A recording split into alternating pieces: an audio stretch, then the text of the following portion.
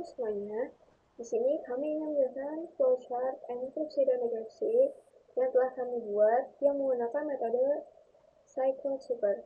Nah, di sini flowchartnya akan dijelasin oleh teman saya. Baik, terima kasih kepada rekan saya dan Virginia Aulia Putri. Di sini saya akan menjelaskan secara singkat flowchart enkripsi.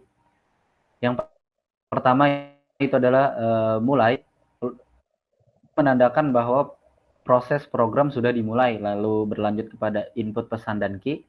Ini kan bahwa proses program ini menandakan bahwa proses program setelah dimulai. Itu langkah berikutnya adalah memasukkan pesan yang ingin dienkripsi dan key atau kunci angka yang akan digunakan dalam proses enkripsi. Contoh, misalnya hello world dan key-nya itu 3. Lalu hapus spasi dari pesan. Tujuannya adalah untuk menghapus semua spasi agar proses enkripsi hanya berisi huruf-huruf. Jadi tidak ada spasi di situ. Lalu set encrypted kosong. Itu tuh semua huruf terenkripsi akan disimpan ke dalam variabel di sini. Lalu set i sama dengan 0. Langkah ini tuh menginisialisasi perulangan pertama, yang dimana i berfungsi sebagai indeks baris awal dari proses enkripsi. Lalu apakah i kurang dari key? Kedengeran gak itu motor suaranya? Kedengeran aja, Kontol. kedengeran aja. Capek banget, siapa sih anjing?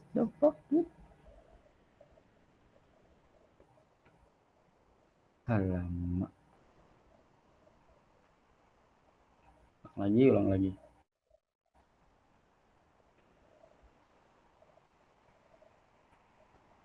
Baik, terima kasih kepada rekan saya dan Virginia Aulia Putri. Di sini saya akan menjelaskan secara singkat flowchart enkripsi, yang dimana permulaannya itu yaitu tentu saja mulai. Ini menandakan bahwa proses program sudah dimulai. Lalu langkah berikutnya menggunakan simbol jajar genjang.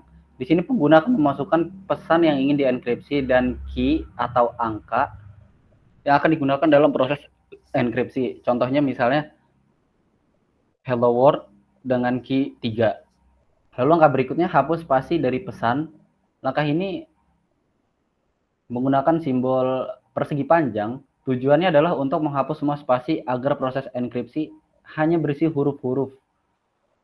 Lalu set encrypted kosong. Ini program membuat variabel bernama encrypt yang awalnya bernilai kosong, nantinya semua huruf akan disimpan ke dalam variabel ini.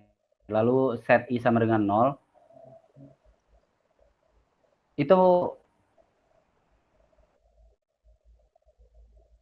proses pengulangan pertama, yang dimana i itu menunjukkan indeks baris awal proses enkripsi.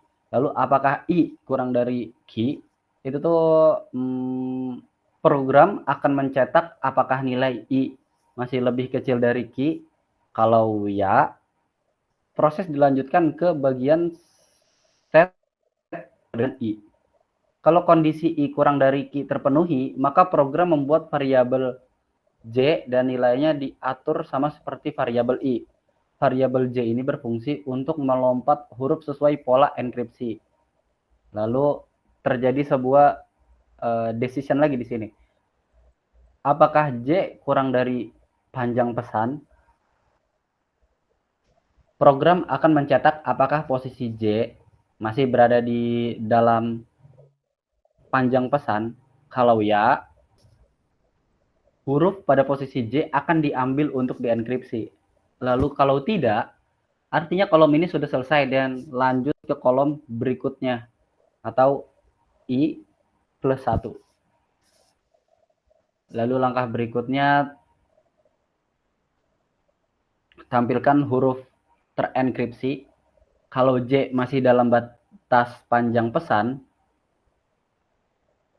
maka huruf pesan pada indeks ke J akan ditambahkan pada variabel enkripsi.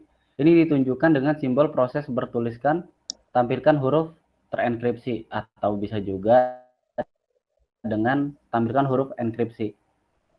Lalu di sini kalau misalkan apakah I kurang dari Q, maka jika jawabannya itu tidak, Artinya semua kolom sudah selesai diproses. Program kemudian menampilkan hasil enkripsi yang tersimpan di variabel encrypted tadi, yang nantinya akan digunakan langsung ke outputnya. Seperti itu. Untuk dekripsi kurang lebih sama, tapi hanya seperti dibalik saja prosesnya. Contohnya di sini kita langsung saja ke matriksnya. Perbedaan dekripsi dan enkripsi itu seperti tadi. Di sini biar saya perbesar dulu. Di sini saya menginput serang pagi dan jumlah kolomnya itu diameter tongkatnya itu 3. Jadi di dalam proses tadi ada yang namanya itu hapus spasi. Serang pagi dihapus spasinya, jadi di satu lalu dihitung per huruf. Contohnya serang pagi ini terdapat 1, 2, 3, 4, 5, 6, 7, 8, 9, 10, terdapat 10 huruf.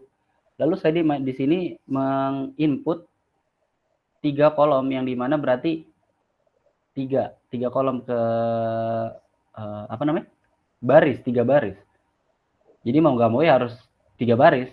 SER, ANG, PAG, I. Duanya X. Seperti itu. Berarti kalau saya di sini input 4, berarti di sini SREA, NG, PAG seperti itu. Jadi dibacanya kalau misalkan kita enkripsi itu cara baca matriksnya itu dari atas ke bawah. Dari sebelah kiri ke sebelah kanan, tapi dari atas ke bawah, teman-teman. Seperti sapi, enak, karena di sini tidak ada, karena hurufnya cuma 10, sementara ini kolomnya ada 1, 2, 3, ada 12. Jadi sini kosong.